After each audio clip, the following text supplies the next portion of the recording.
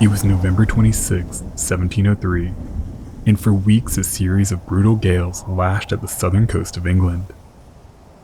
59-year-old Henry Winstanley was racked with concern.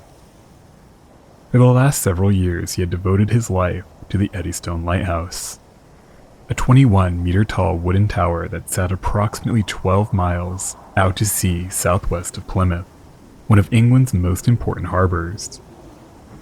For centuries, the Eddystone Reef plagued mariners on the English Channel, claiming up to 50 ships a year.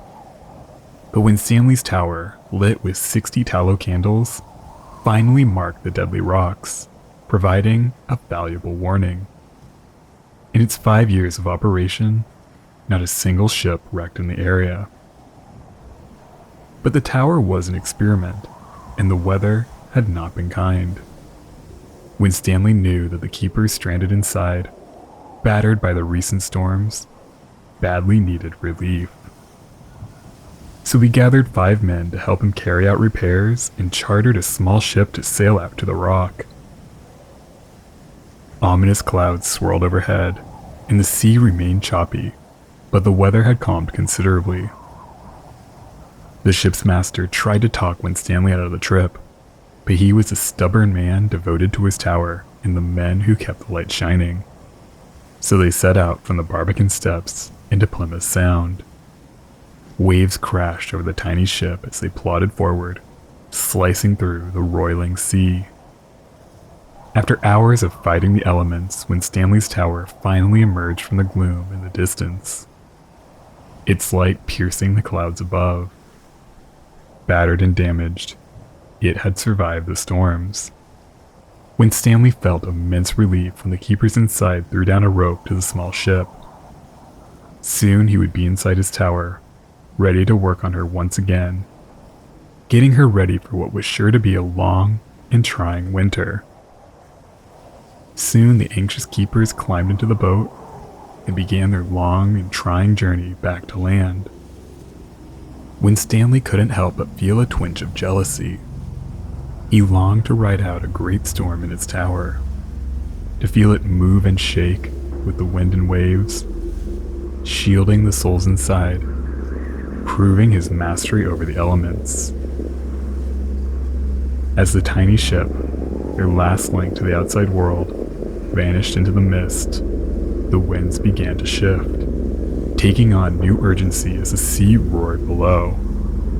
It seemed that Winstanley was about to get his wish as one of the strongest storms in recorded history bore down on England and his tower.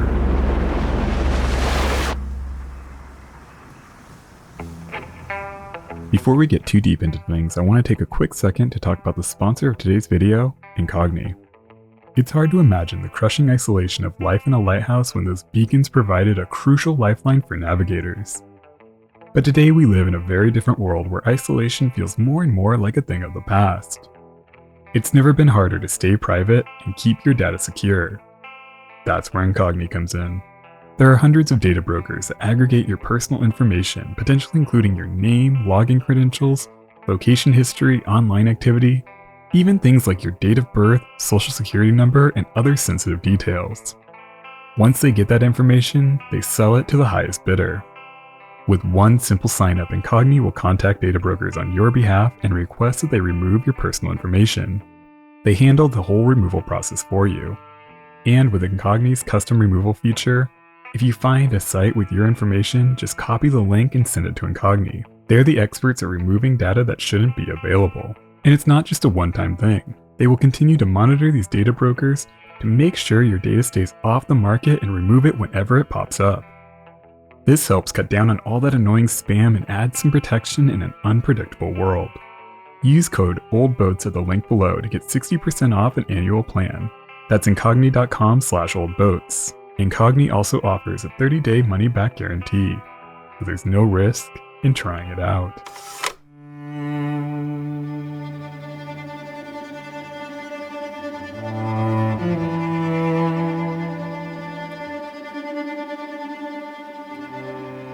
Approximately 12 miles south-southwest of Plymouth Sound sits an extensive reef directly on the approach to the important port city from the Atlantic.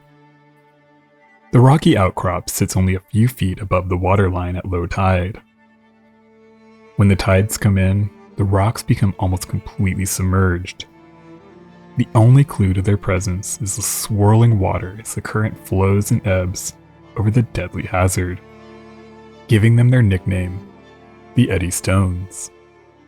The deadly reef was usually only visible when it was too late to avoid them, appearing only moments before the jagged rocks ripped open a ship's hull. The reef claimed up to 50 vessels a year as Plymouth grew into one of England's most important port cities and a home base for the Royal Navy.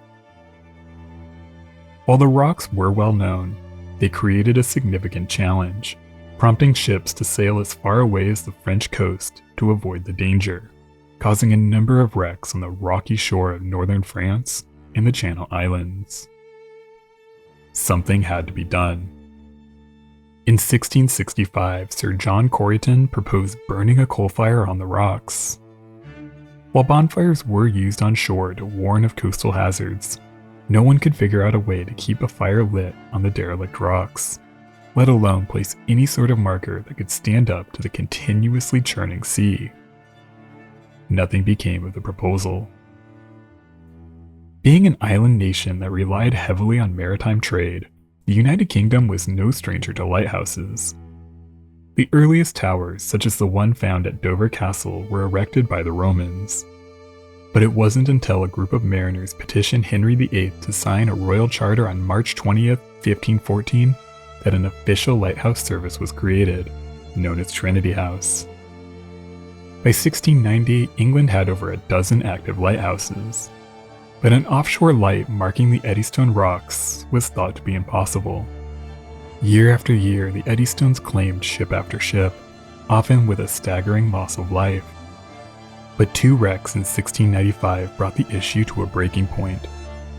Within months, both the Snowdrop and the Constant wrecked on the rocks, leaving almost no survivors. The two ships were both owned by Henry Winstanley. Winstanley was a painter, engineer, and a merchantman. He was horrified by the tragedy and couldn't understand why no one tried to mark the rocks despite their deadly reputation. Soon, he made a bold proclamation. He himself would build a lighthouse on the Eddystone rocks.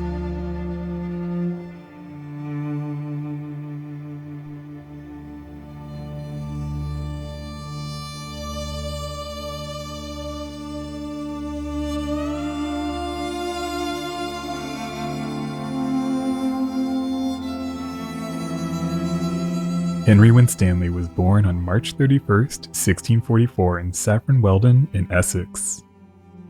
By all accounts, he was a bit of an eccentric, obsessed with technology and the latest gadgets. His home in Littlebury was filled with his inventions and whimsical mechanisms. Locals called it the Essex House of Wonders. He became well known for his audacious designs, showmanship, and technical prowess. So when he volunteered to build a lighthouse marking the Eddystone rocks, the Admiralty decided to support the endeavor with ships and men, and Winstanley eagerly went to work designing his creation. By the early summer of 1696, he had his crew and supplies ready. Now, he just needed a break in the weather. If he was lucky, they could work from June until October. But as the days and weeks of wind and fog dragged on, the locals that tried to warn Winstanley that his ambitions would be hampered by the weather proved to be correct. But finally on July 14th they got a break as the skies cleared and the seas calmed. The crew rowed out to the site, an arduous journey that could take up to 8 hours or more. Their destination, a crushing disappointment. Winstanley planned to bore 12 holes into the rock and fix heavy iron stanchions to each, to create a skeleton which would surround the stone foundation of his new tower. This sounded straightforward enough, but the red gneiss rock proved almost impenetrable. By the time the men arrived on the rocks, worn out from hours of rowing, they had only an hour or two to work before the tides would force them to retreat. The backbreaking work of swinging pickaxes at the solid, unforgiving stone yielded painfully slow results. It became clear to Winstanley that his first step boring 12 simple holes would take them the rest of the summer, if they were lucky. Led by any other man, the brutal project probably would have failed. But somehow Winstanley's almost pathological determination and jovial spirit kept the men pushing forward. Finally, by the waning days of October, the 12 holes had been created with strong iron shafts secured, ready to hold the tower's foundation. Only a few days later, winter set in, and the project was paused until the following summer. Work resumed in June 1697, and despite the difficulties of transferring the huge stones that would form the tower's foundation from boats onto the rocks, the project was off to a strong start. But this was a complicated time in the English Channel. England was at war with France in the 9 Years' War. The Admiralty was keen to protect Winstanley's project during the conflict, and they assigned a warship, HMS Terrible, to watch over the work. It was a dull assignment, as the Navymen had little to do but stand on deck and watch the laborers toil away at the rocks. One day in June 1697, HMS Terrible was assigned fleet duty, and no one thought to order a replacement. Unfortunately, Winstanley and his men were not alarmed when they saw a warship approaching their worksite, assuming it was another Royal Navy ship. But then they realized that the approaching warship was a French privateer. They allowed the workmen to stay on the rocks, but they destroyed the new foundation and kidnapped Winstanley, taking him back with them to France. King Louis XIV was outraged when he learned of the kidnapping and immediately ordered Winstanley released. He was well aware of the dangers of the Eddystone rocks and the risks that they created, both for English and French mariners. He famously said, "France is at war with England, not with humanity." And so, with a leader who cared about how his actions impacted the world, Winstanley was issued an apology, and within 2 weeks, he was back in England. Over the next 2 years, he and his men toiled away at the strange new tower, fighting the elements to build the impossible. Finally, in November 1698, through sheer determination and hubris, the tower was completed. The Eddystone rocks had a lighthouse. Now it was time to put it to the test.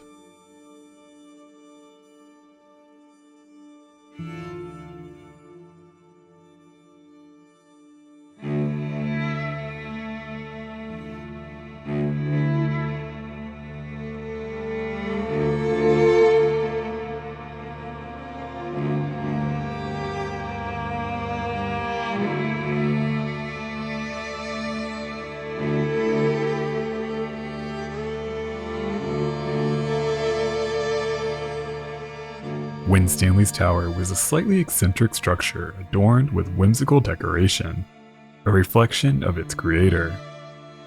The first light, consisting of a gallery of 40 tallow candles, was lit on November 14, 1698.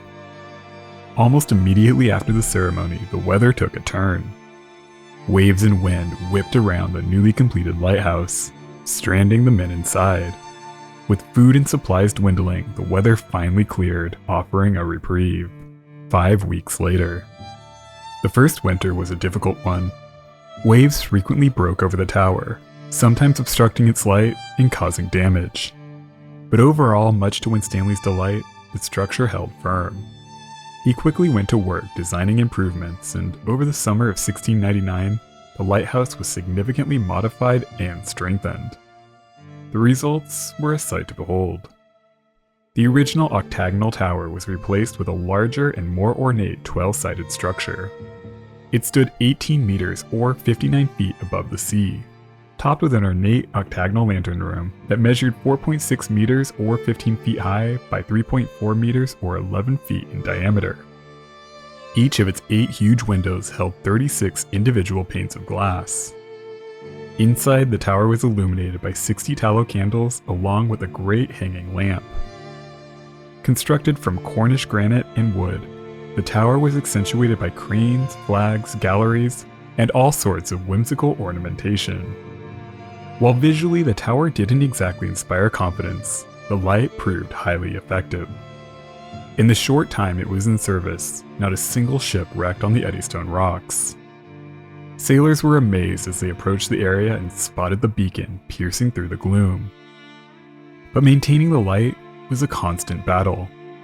Each winter brought storm after storm, battering the wooden structure. Locals in Plymouth wondered with each passing gale if the lighthouse would remain standing. But Winstanley remained ever confident in its structure, boasting that he longed to ride out the greatest storm inside his tower. By the winter of 1703, it seemed that he might get his wish. The season started early with a series of late autumn storms that rocked the tower, causing significant damage and rattling the keepers inside. But by November 26th, the skies had cleared just enough to offer a window of opportunity for Winstanley and a crew of 5 workers to head out to the lighthouse, where they could relieve the current workers and carry out much-needed repairs. But from the moment they landed at the tower and saw the keepers sail away, the weather had already taken a turn for the worse. By the evening, a massive storm of historic proportions slammed into the English coast. It would soon envelop the entire country, leaving a wake of devastation in its path. Winds exceeded 100 miles per hour, toppling over 2,000 chimneys in London, raining down bricks on the streets below. The lead roof was ripped off Westminster Abbey. Even Queen Anne was forced to shelter in the cellar at St. James's Palace when the roof began to give way. Over 700 ships were swept into a pile in the Pool of London on the Thames, and 5,000 homes along the banks of the river were destroyed. At sea, hundreds of ships were lost, killing at least 8,000 people. While it predated modern weather measurements, it's believed that the Great Storm of 1703 was roughly equivalent to a Category 2 hurricane. When the skies finally cleared, Henry Winstanley and the 5 workers, along with his great lighthouse, were gone.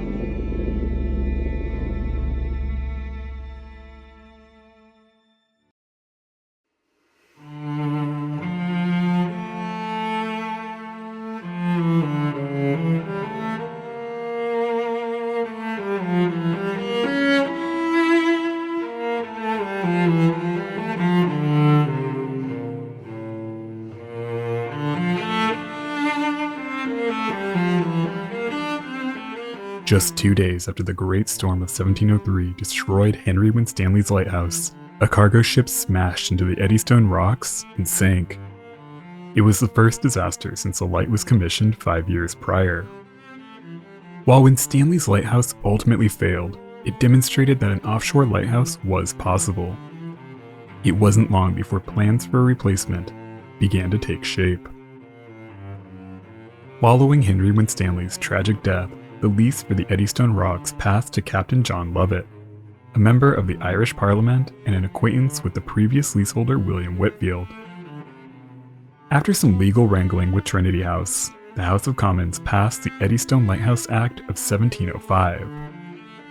It granted permission to construct a new lighthouse and collect a toll of 1 penny per ton from passing ships to help finance the project. Winstanley's lighthouse had also collected a toll.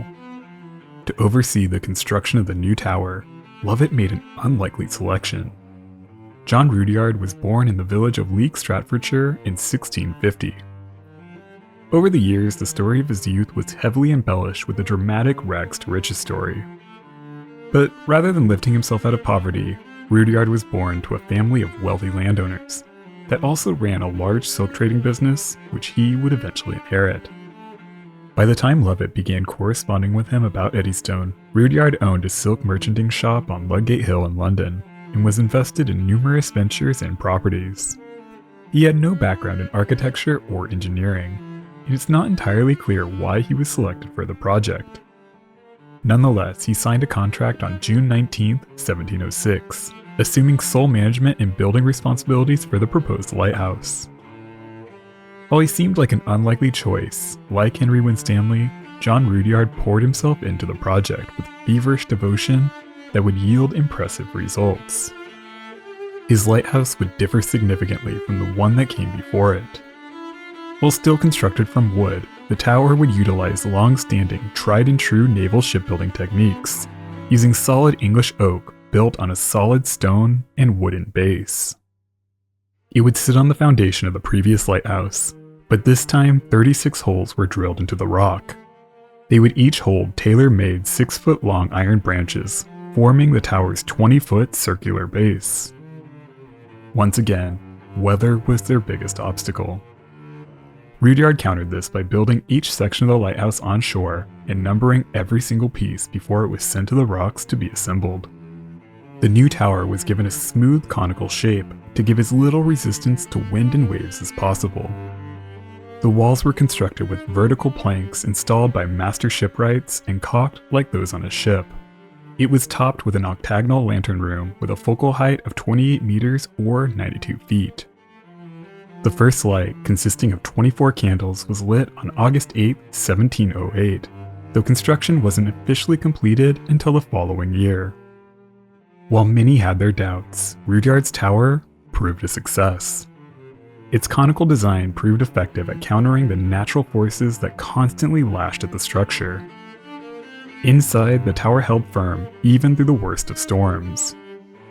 It would creak and moan like a ship passing through heavy seas, but it remained solid and quickly earned the trust of its keepers and the local community. For 46 years, it stood strong, marking the deadly rocks and guiding mariners to safety. But then on the night of December 2nd, 1755, tragedy struck. Either from one of the candles or maybe a crack in the chimney from the kitchen stove below, somehow a spark ignited a fire in the lantern room. Henry Hall was on duty at the time. An old-timer who was either 84 or 94, depending on the source, Hall was well loved by keepers and the community alike. He loved lighthouse life and became a fixture of the tower, working there for many years. When the fire broke out, he tried his best to put it out on his own, but it soon raged out of control. He called down to the other two keepers in the living quarters below, but somehow through the roaring wind outside, they failed to hear it shouting. Hall was soon forced out of the room and down the stairs. As he looked up at the blazing ceiling, he claimed that a drop of molten lead from the lantern room dripped down his throat. He and the other two keepers managed to flee the burning tower and escape the rock. No one believed the old man when he told them that he had ingested molten lead. He had a hoarse voice, but he was able to eat, drink, and take medication. He seemed to be improving, but then, after 6 days, he took a turn for the worse. He would die 10 days after the fire. When his body was examined, a large slab of lead weighing 238 grams was found in his stomach. How he survived for any amount of time at all is a medical mystery. The entire story feels completely made up, but it's well documented, and the slab of lead currently resides in the National Museum of Scotland, so take that as you will.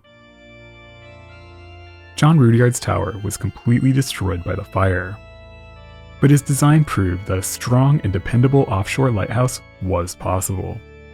Despite the tragedy, the Eddystone rocks would not go unmarked for long.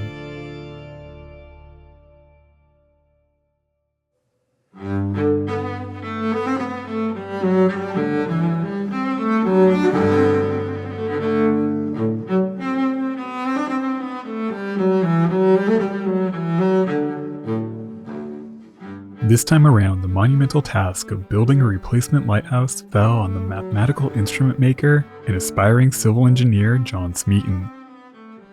The son of a respected attorney, Smeaton was born on June 8, 1724, in Osthorpe, Leeds. While he would go on to be known as the father of civil engineering in 1756, when he was recommended for the project by the Royal Society, he had not overseen any major building projects.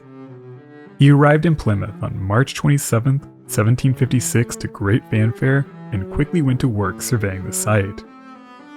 He quickly appointed Josiah Jessup, an older man who had taken charge of the previous lighthouse. While his knowledge of the area and the previous structure would prove invaluable, their working relationship would start out strained.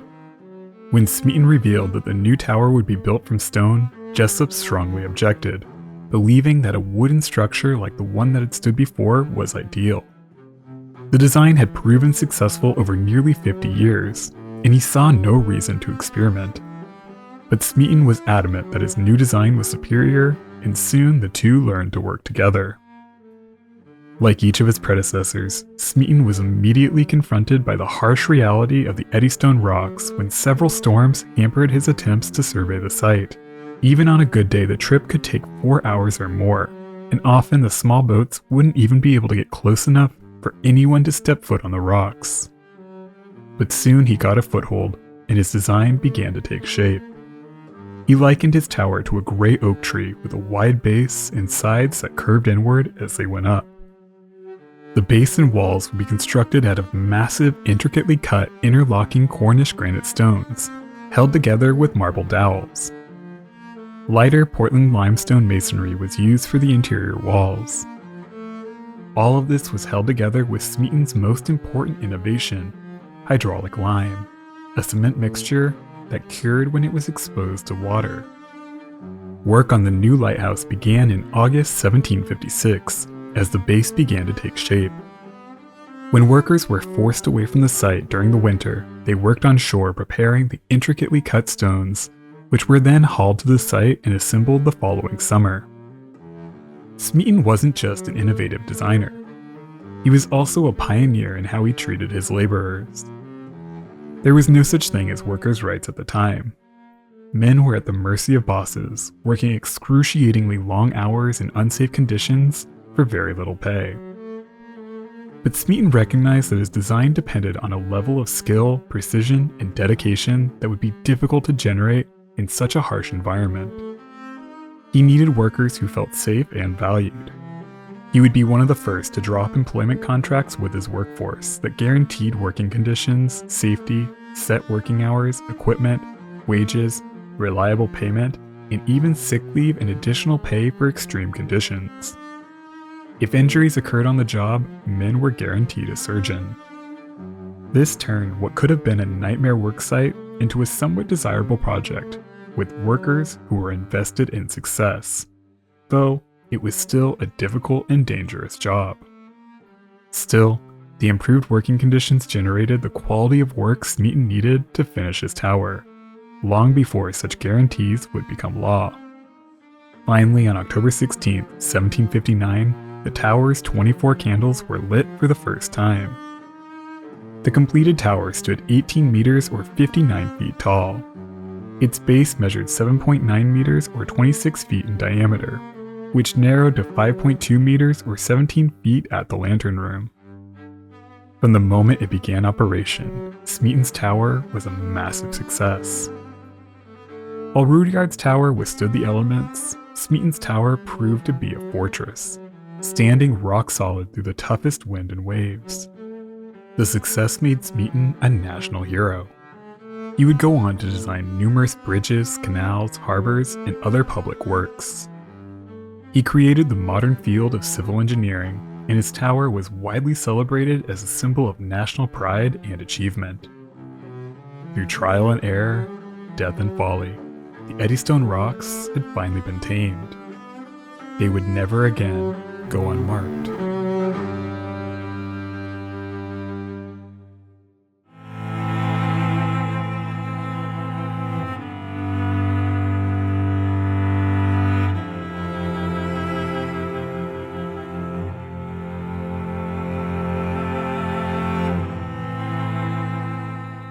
With each passing year, Smeaton's tower only seemed to grow stronger.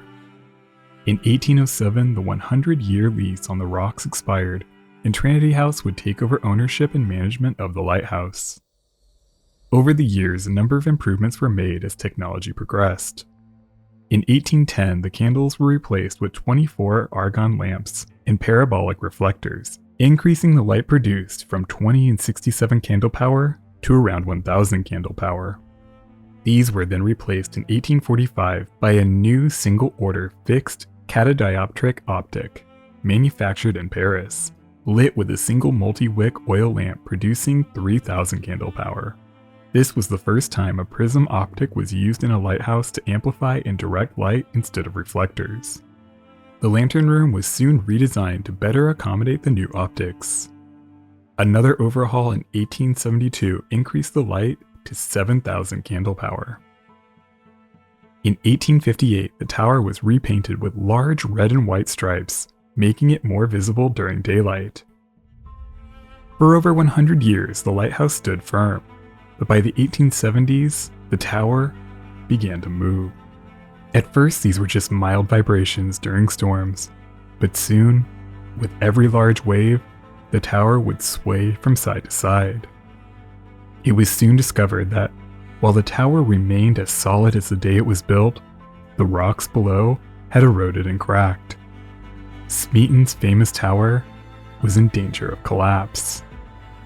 In 1877, it was decided that a replacement tower would need to be built. The existing lighthouse would remain operational during construction. This meant that the new tower would need to be built on another site. Each of the previous towers were built on the same rock, which sat just above the waterline at low tide. But new building techniques allowed the new tower to be constructed on a larger rock nearby that sat below sea level. This time, a cofferdam was used to construct the base. The engineer James Douglas was selected to oversee construction. Unlike his predecessors, Douglas actually had experience building lighthouses. His father, Nicholas Douglas, was resident engineer during the construction of the Bishop Rock Lighthouse, a design heavily influenced by the success of Smeaton's Tower and Robert Stephenson's design for the Bell Rock Lighthouse. James Douglas served as an assistant to his father before becoming resident engineer himself at Trinity House. By 1878, the United Kingdom had a wealth of experience building offshore lighthouses. The new Eddystone Light would benefit from what had been learned. While Smeaton's Tower provided the foundation for all of these advancements, the new tower would not be a carbon copy. Instead, it would be significantly larger and more advanced.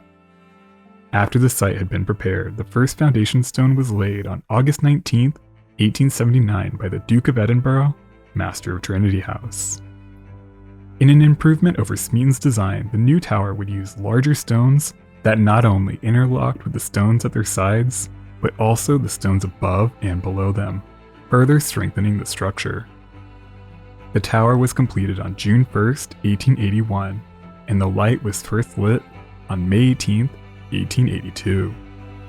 Standing 49 meters or 191 feet tall, the new lighthouse was topped with a massive lantern room that contained a 6-sided rotating first-order lens measuring 12 feet 6 inches or 3.81 meters high and weighing over 7 tons. Each side was divided into 2 Fresnel lens panels. Light was provided by a pair of 6-wick concentric oil burners, generating a beacon that flashed twice every 30 seconds, visible up to 17 nautical miles away. The tower was also equipped with 2 large bells that would be used as a fog warning. These would be replaced by a more powerful fog signal in 1894. While the new tower was a great success, Plymouth was not ready to part with Smeaton's famous lighthouse. No one wanted to see the landmark topple into the sea. When it ceased operation on February 3, 1882, the town council approved a petition to disassemble the lighthouse and relocate it to Plymouth Hoe. Workers soon began taking apart the tower, but the structure proved so difficult to break apart that they eventually gave up midway down the base, leaving it where it stood, where it remains to this day. The lighthouse, rebuilt on shore, still stands welcoming visitors and on a clear day, offering a glimpse of the tower that replaced it. Douglas's lighthouse has stood the test of time. Over the years, the tower has been modified and improved. In 1982, it became the first of Trinity House's offshore lighthouses to be automated, removing the need for keepers living at the station. The tower was soon equipped with a helipad placed on top of the lantern room, making it easier to service. It's still in operation today, providing a valuable aid to navigation and memorializing the tenacity and determination of those who gave everything to make the world a safer place for those that would come after them.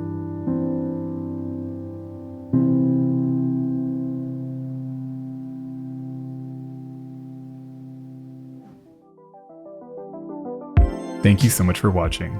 If you enjoyed this one, support the channel with a like, comment, and subscribe if you haven't already.